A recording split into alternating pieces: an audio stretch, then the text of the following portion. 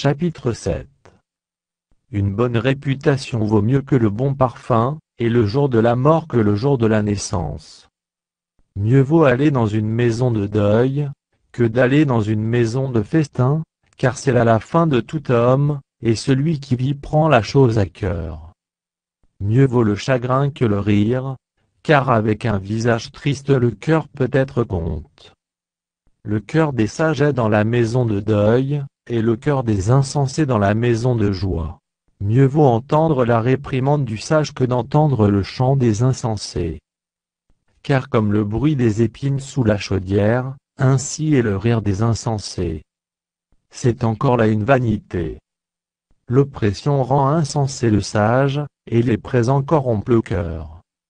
Mieux vaut la fin d'une chose que son commencement, mieux vaut un esprit patient qu'un esprit hautain.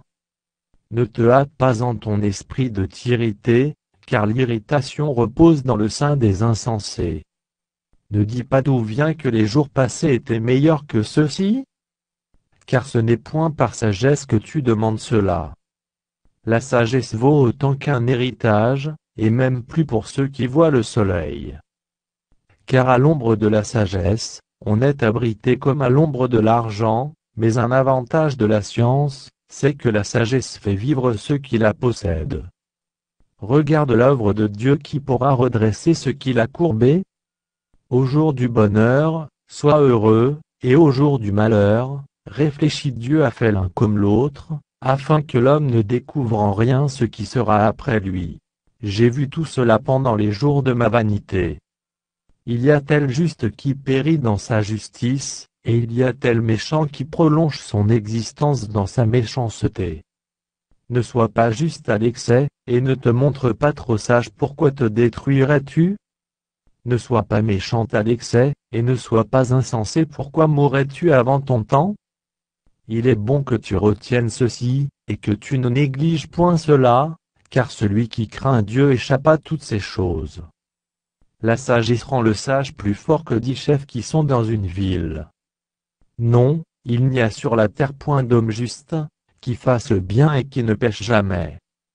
Ne fais donc pas attention à toutes les paroles qu'on dit, de peur que tu n'entendes ton serviteur te maudire.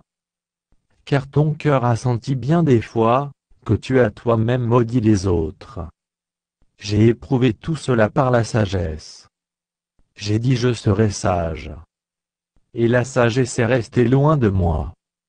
Ce qui est loin, ce qui est profond, qui peut l'atteindre? Je me suis appliqué dans mon cœur à connaître, à sonder, et à chercher la sagesse et la raison des choses, et à connaître la folie de la méchanceté, et la stupidité de la sottise.